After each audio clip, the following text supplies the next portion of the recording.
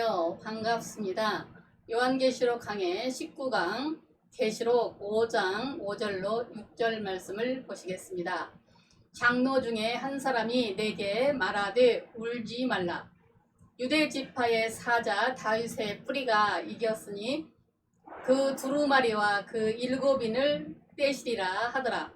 6절 내가 또 보니 보좌와 내 생물과 장로들 사이에서 한 어린 양이 서 있는데 일찍이 죽임을 당한 것 같더라. 이에게 일곱 뿔과 일곱 눈이 있으니 이 눈들은 온 땅에 보내심을 받은 하나님의 일곱 영이더라. 아멘. 성경은 신앙과 신앙의 기초가 되므로 조직신학에서도 서론에 편입되어서 맨 먼저 배웁니다. 성경이 무너지면 다 무너지기 때문에 성경론은 대단히 중요합니다. 나아가 성경 이해 역시 생명만큼 중요합니다. 잘못 이해하면 결과적으로 멸망에 이르게 되기 때문입니다. 한국교회가 존경하는 신학자 중 한 분 박윤선 목사님은 학문은 물론이고 겸손하기로 유명하십니다. 어느 날 자신이 가르친 제자 중 한 사람을 박 목사님이 가정예배의 강사로 초청을 하였습니다.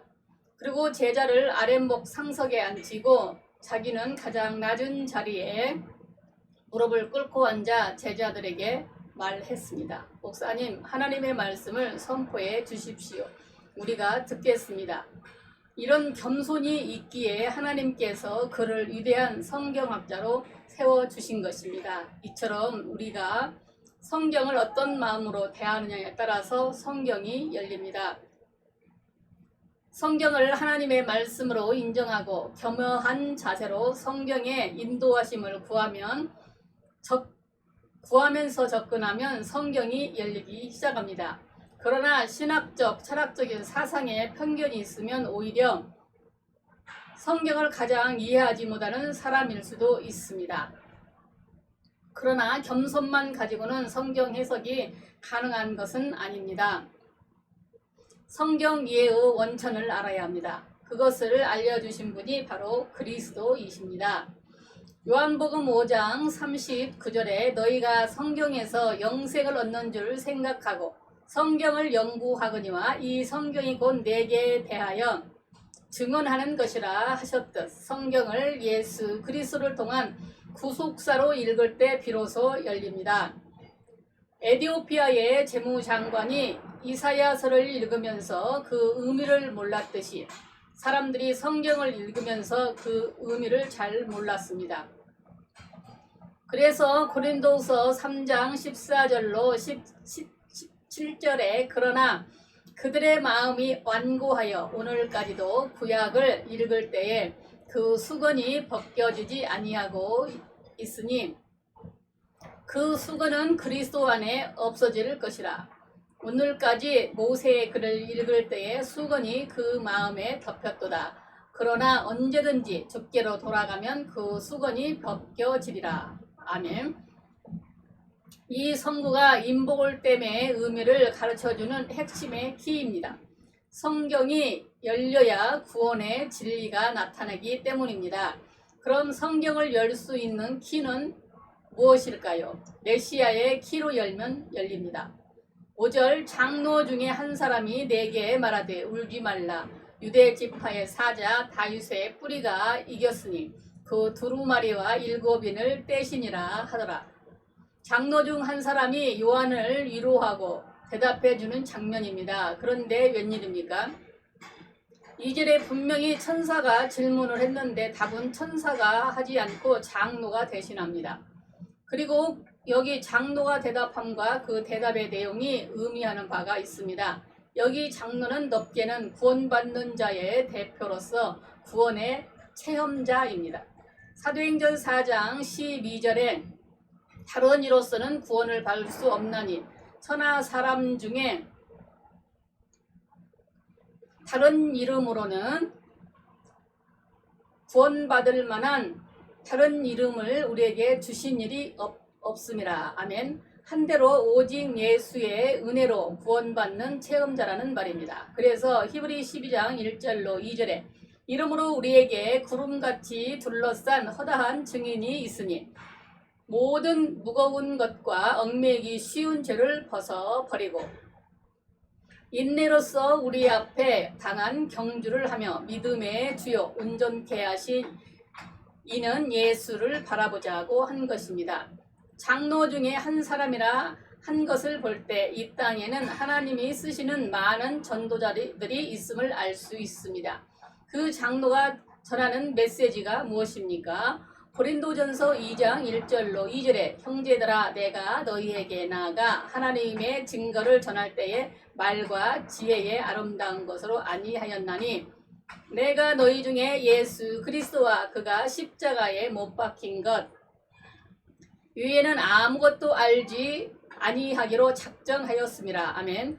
한대로 예수 그리스도가 메시아의 핵심입니다. 그리고 장로가 전한 내용은 무엇이겠습니까? 유다 지파의 사자 다윗의 뿌리가 이겼다는 복음입니다. 먼저 유대 지파의 사자란 창세기 49장 4절로 5절에 야곱이 유다는 사자 새끼로다. 축복한 대로 여기 사자는 주석을 참고하면 왕자를 가리킵니다.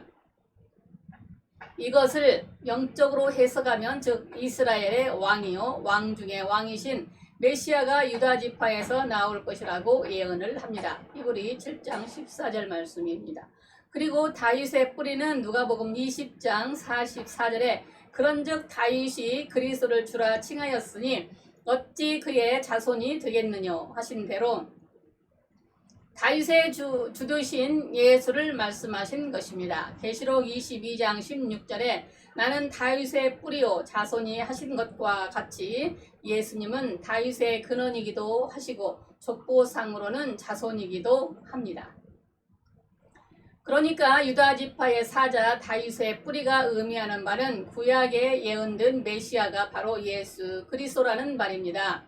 이 예수 복음을 장로 중 한 사람이 전해 주었습니다. 그러므로 구약에서 말하는 메시아가 바로 신약의 예수 그리스도라는 사실을 알 때 성경은 열리기 시작합니다.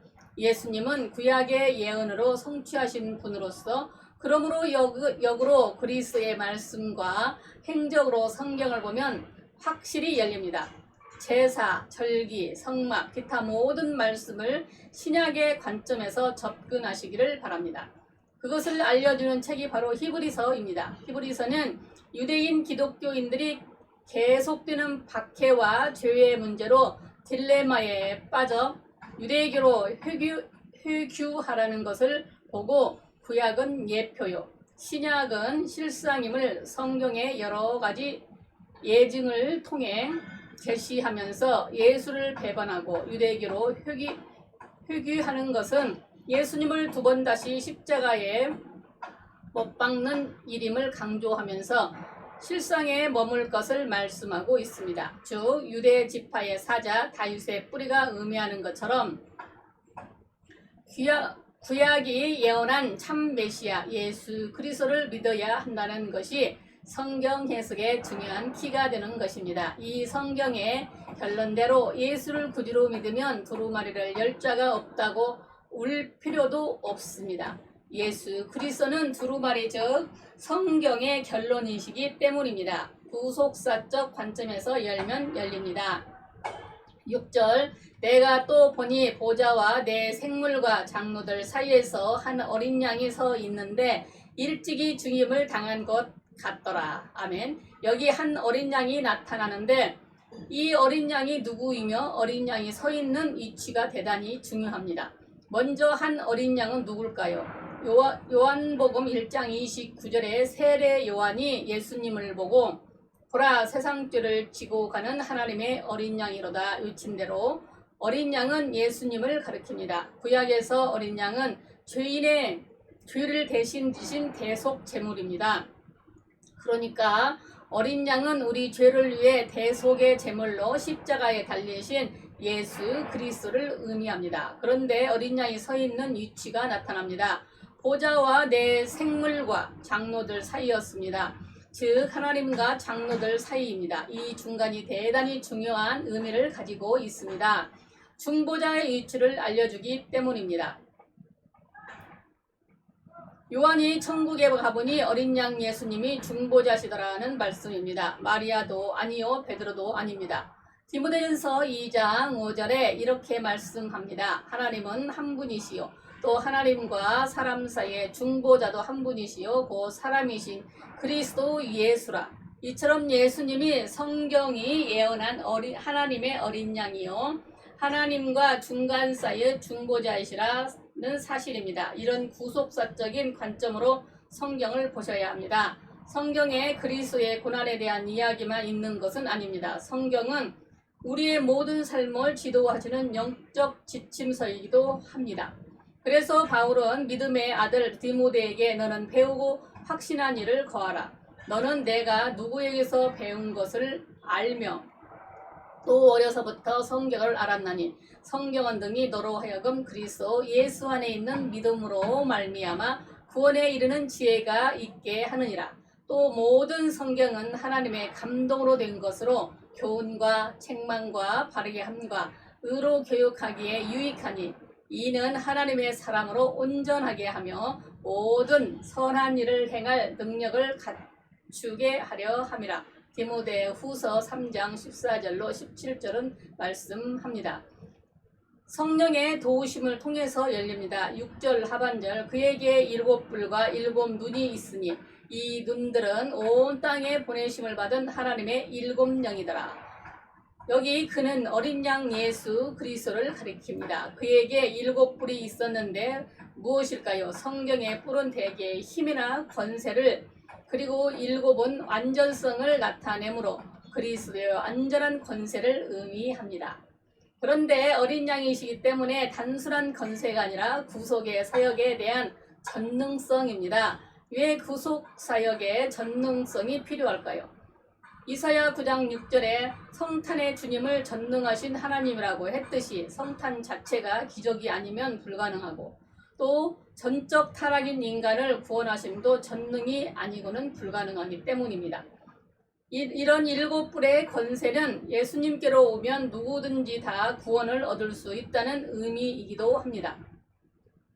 그러므로 완악하다 해서 예수 믿지 않을 거라고 단정하지 마시기 바랍니다. 부자가 구원 얻기가 약대가 바늘귀로 들어가는 것보다 어려워도 마태복음 19장 26절에 예수께서 그들을 보시며 이르시되 사람으로는 할 수 없으나 하나님으로서는 다 할 수 있느니라 하셨습니다. 믿고 기도하면 완전한 7뿔을 가지신 어린 양 예수님께서 반드시 구원해 주실 것입니다.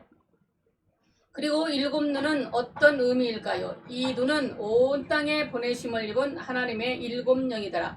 한대로 성령이십니다. 그런데 7이라 함은 성령의 전지성, 즉 성령께서 아버지의 깊은 것이라도 통달하신다는데 근거를 둔 말씀입니다. 고린도전서 2장 10절입니다. 이처럼 어린 양이신 예수님은 성령을 전지를 가르치셨습니다. 왜 전지하셔야 합니까?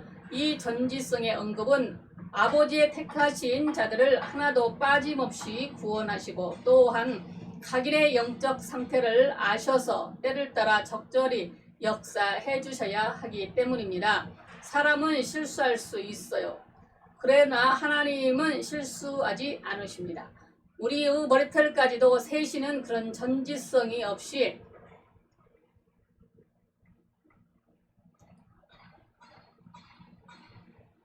어떻게 죄인 한 사람 한 사람 다 부르셔서 온전케 하실 수 있겠습니까? 그리고 하나님의 7영이란 우리 온전하게 하시는 영을 가르칩니다. 임봉한 두루마리와 연관지어 말하면 이런 안전한 성령의 도우심을 성경이 열립니다. 그래서 베드로후서 1장 19절로 21절에 또 우리에게는 더 확실한 예언이 있어 어두운 데서 비추는 등불과 같으니 날이 새어 샛별이 너희 마음에 떠오르기까지 너희가 이것을 주의하면 하는 것이 옳으니라. 먼저 알 것은 성경의 모든 예언은 사사로이 풀 것이 아니니 예언은 언제든지 사람의 뜻으로 낸 것이 아니요 오직 성령의 감동하심을 받는 사람들이 하나님께 받아 말한 것임이라 했습니다. 사랑하는 여러분, 임봉한 두루마리가 열려야 합니다. 그래야 성경이 말씀한 하나님과 우리 구주 예수 그리스도를 알고 또 믿을 수 있습니다. 성경이 가르치지 않는 다른 예수, 다른 영, 다른 말씀이라면 배척하시기를 바랍니다.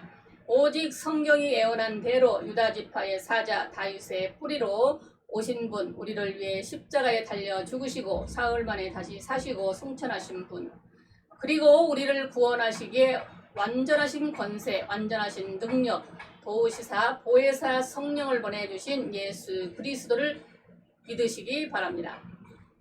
이 예수로 보면 두루마리가 열립니다. 성경이 열립니다. 그러므로 우리 모두 무지와 편견으로 덮인 성경이 아니라 예수 그리스도 안에서 활짝 열린 두루마리를 통해 온전한 믿음에 이를 수 있는 복된 여러분들이 다 되시기를 바랍니다. 감사합니다. 주님의 이름으로 사랑하고 축원합니다. 아멘.